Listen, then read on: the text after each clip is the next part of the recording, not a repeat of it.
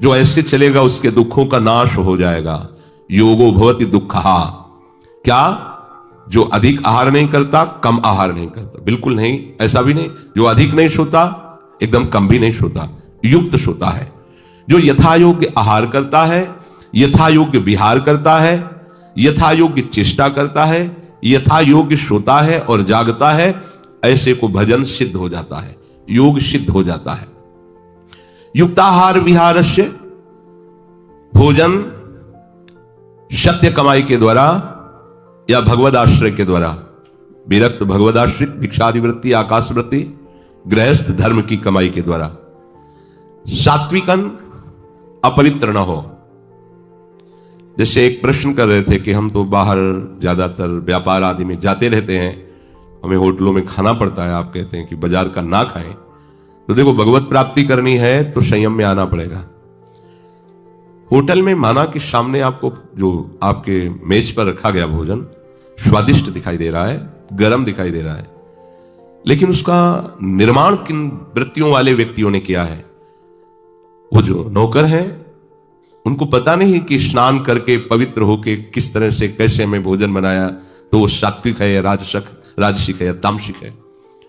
उनको इसका ज्ञान नहीं। वो कहीं भी किसी भी अंग को छूते हुए अपने कार्य करते रहते हैं, क्योंकि उनका ज्ञान ही नहीं, उनका केवल ड्यूटी बाय ड्यूटी है।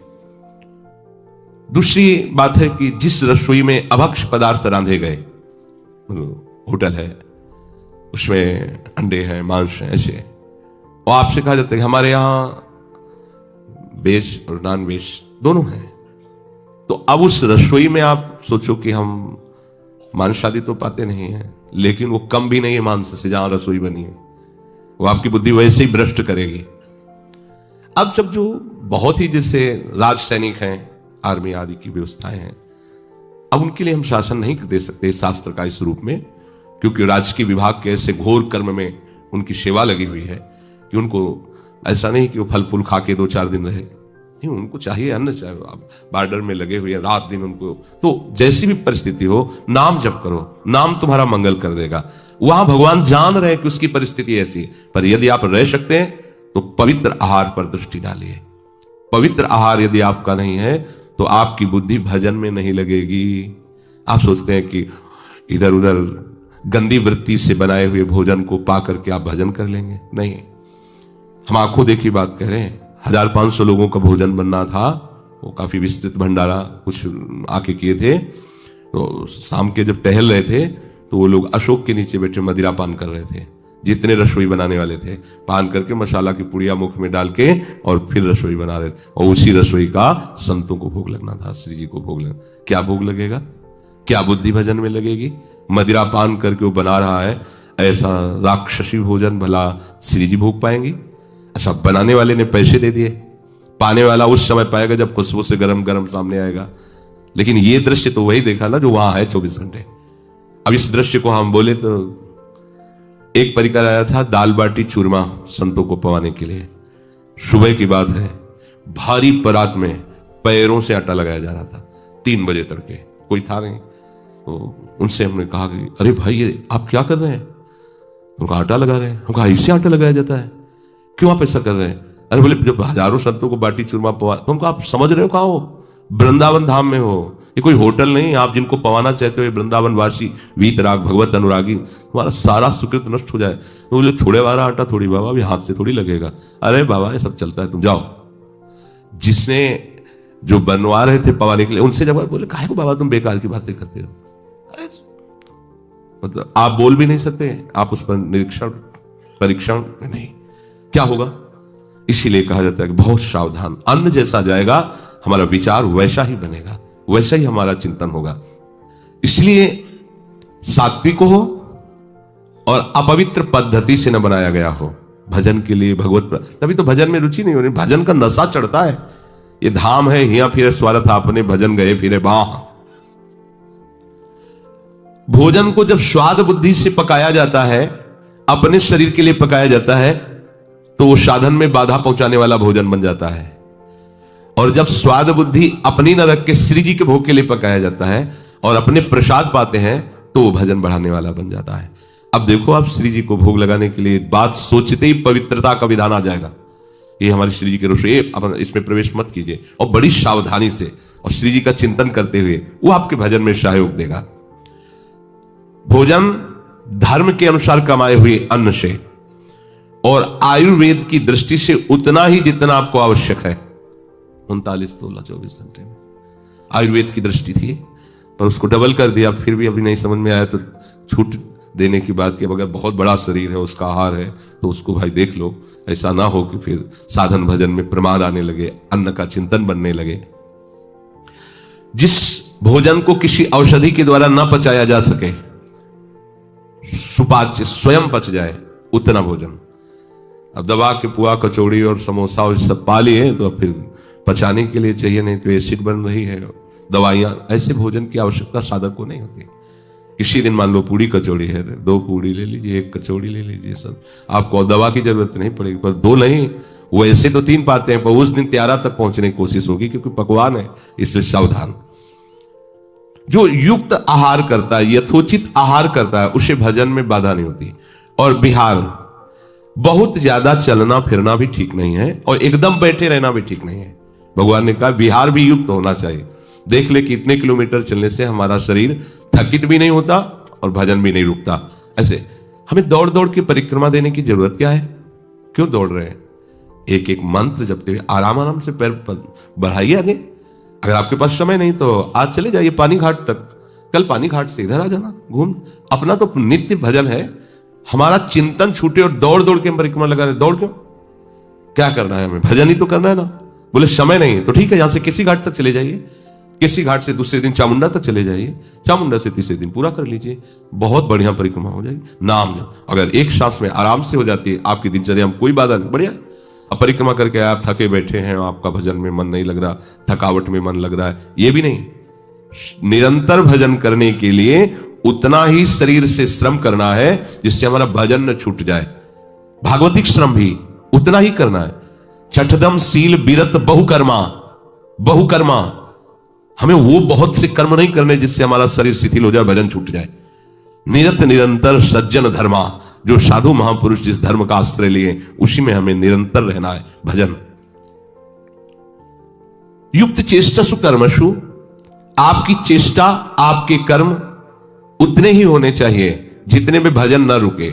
आप बहुत शरीर से मेहनत कर लेंगे तो आपका शरीर थकित हो जाएगा, भजन में मन नहीं लगेगा। उतना कर्म कीजिए जिससे आप शिथिल न होइए, आपका भजन चलता रहे। दूसरों की हित बुद्धि से भगवत प्रसन्नता के लिए, शास्त्र विधान के लिए जो कर्म किया जाता है उसमें आंतरिक प्रसन्नता होती है और उसी प्रसन्नता में भजन होता रहता है। युक्त स्वप्नावबोधस्य, सोना अगर बिल्कुल नहीं होगा तो भी परेशानी आ जाएगी। भजन में नींद आलस्य सताएगा, दिन का जागना भी उसके लिए भार लगेगा।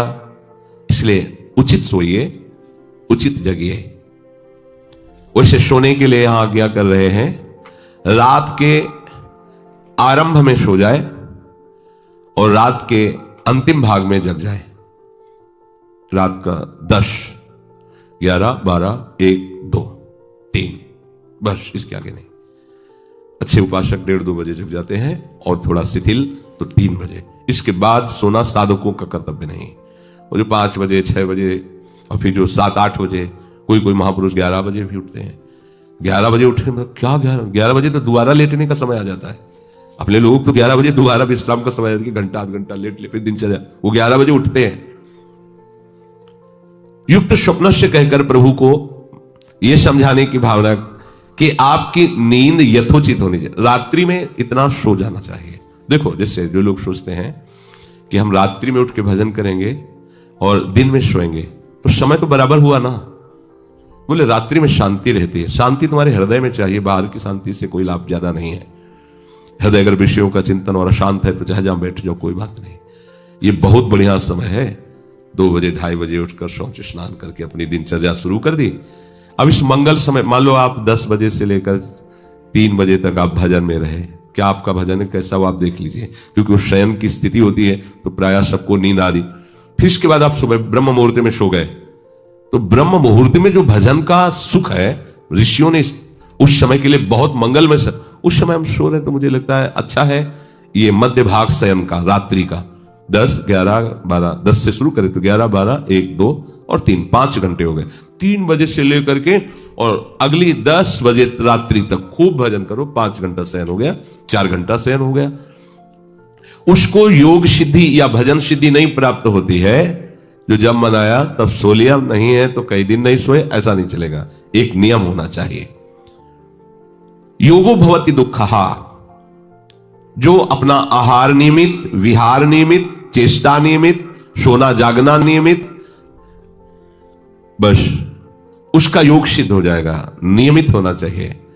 गृहस्थी में थोड़ा ये नियम नहीं चल पाएंगे, क्योंकि अब वो कब कौन सा कार्य उसके लिए आ जाए, तो फिर अपने समय को ऐसे ही विधान करे कि जिससे उसका भजन न छूटे, और जब समय मिले तब उचित शयन कर ले। क्योंकि गृहस्थ आदमी के लिए बहुत, अब रात में पानी लगाना है गेहूं में, अब वहां 10 से 12 वो 1-2 बजे तक सोने की बात कही जा रही हो, सुबह 8 बजे तक पानी लगाए, अब क्या करें?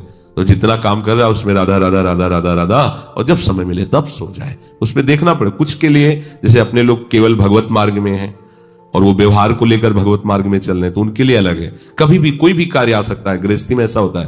तो आप सेवा में बैठे, भजन में बैठे, आप छोड़ दीजिए, आप पहले उस काम को कीजिए, जब आपको समय मिले तब आप उस कार्य को कर लीजिए। ये उनके लिए छूट होगी, क्योंकि गृहस्थ धर्म में है। योगो भवति दुःखः, इस प्रकार आहार विहार करने वाले उपासक का योग सिद्ध हो जाता है। योग और भोग में बहुत बड़ा अंतर है। योग में तो भोग का अत्यंत अभाव है। योगी कभी भोगी नहीं होता। भोगी चाहे तो कभी योगी हो सकता है, उसके लिए चांस है। भोगी चाहे तो सत्संग के प्रभाव से योगी हो सकता है, पर योगी कभी भोगी नहीं हो सकता।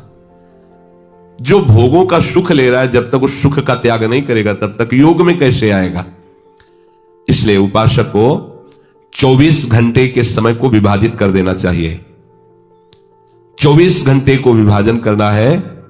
आहार विहार में कम से कम समय लगाइए। अब किसी किसी को देखते हैं घंटों प्रसाद ही पाते रहते हैं, घंटों बाथरूम में ही लगते हैं। ऐसा समय नष्ट नहीं किया। अधिक से अधिक 35 मिनट शौच स्नान, अधिक से नहीं, मंजन किया, शौच, 35 मिनट, 45 मिनट भोजन, अधिक से अधिक, और चबा के पाना चाहिए। किसी किसी को देखते हैं मुंह में गया, 1-2 बार घुमाया, अंदर डाल, अंदर लोहे की मशीन नहीं लगी है, ये आपके भजन के लिए है, सावधान। आप कम पाओ लेकिन अच्छा चबा करके पाओगे तो आपका स्वास्थ्य अच्छा रहेगा, पाचन तंत्र अच्छे रहेंगे और नींद आदि में आपको सहयोग मिलेगा। जिसका कब्ज बना रहता है, पेट में गैस बनी रहती है, पचता नहीं है, उन्हीं को बार बार जमुहाई और आलस से प्रमाद आता रहता है। आहार विहार के लिए आपको समय निश्चित करना होगा। निश्चित समय पर ही आहार कीजिए। रोज समय नहीं बदलना चाहिए आहार का। यदि आप 11-12 के बीच में, तो बहुत काल तक आप ऐसे चलाइए। तो उसे नहीं कि कभी 2 बजे, यह भी गलत बात है। एक नियम रखिए आहार का, वो समय गया तो आहार नहीं करना, अगले समय में करेंगे। ये नियम रखना चाहिए साधु को, उपासक को। 11 से 12 का नियम है मध्याह्न के आहार का हमारा। यदि हमें 11 और 12 के बीच में नहीं मिलता तो हम 1-2 में नहीं पाएंगे, फिर हम पाएंगे रात्रि वाला जो 7-8 का है, क्योंकि कुछ बिगड़ नहीं जाएगा उसमें, आपका और भजन बनेगा। घूमना फिरना एक नियत समय से होना चाहिए। नियत समय में इतना हमें टहलना है बस। देखो, जो भजन करता है उसका हर कदम परिक्रमा होती है, ध्यान रखना। जिसने अपने जीवन को प्रभु के चरणों में अर्पित कर दिया, जहां भी चलता है प्रदक्षिणा होती है। उसका शयन भी समाधि होता है, उसका हर शब्द स्तुति मानी जाती है, क्योंकि उसने अपने जीवन को प्रभु के चरणों में समर्पित कर दिया है। शारीरिक आवश्यकताओं के लिए 6 घंटे सब निपटा लो इसी में। खाना पीना घूमना सोना अच्छे साधक के लिए है ये। 24 घंटे में 6 घंटे भगवत स्मरण करते हुए इसमें निपटा लो। स्मरण करते हुए सो गए, स्मरण करते हुए जग रहे, स्मरण करते हुए कुल्ला स्नान आदि और भोजन 6 घंटे में। आओ अपने लाइन पे आओ, पद्धति पे आओ। इसके बाद कितने बचे? 18 घंटे। 18 घंटे में अगर आप गृहस्थ हो तो हम कह रहे हैं 9 घंटे आप सेवा में ले लीजिए। गृहस्थी, व्यापार, नौकरी 8 घंटे होते, आधा घंटे आने के, आधा घंटा जाने के, 9 घंटे, 10 घंटे। अब बचे 8 घंटे। 8 घंटे भजन कर लोगे तो भगवान की प्राप्ति सहज हो जाएगी। 8 घंटे पाठ सेवा भजन उसे विभाजित करो अलग अलग समय में। अगर 10 घंटे सांसारिक सेवा करो, 6 घंटे में खाने पीने सोने का कर लो, तो आपके पास इतना समय बचता है भजन का कि उतना भजन कर लोगे तो भगवत प्राप्ति सहज हो जाएगी।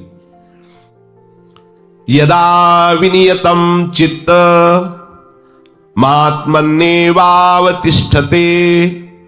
निष्पृहा सर्व कामेभ्यो युक्त इत्युच्यते तदा। यदा विनियतम, जिस समय ये चित्त तुम्हारे वश में हो जाएगा।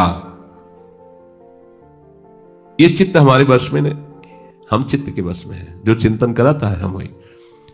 कल एक उपासक प्रश्न कर रहे थे कि कभी कभी हमारा मन कहता हम निहाल हो गए, कभी कभी मन हमको कहता कि कुछ नहीं मिला। तो तुम मन को गुरु माने हो क्या? मन को आराध्य देव माने हो क्या? मन को अपना मित्र माने हो क्या?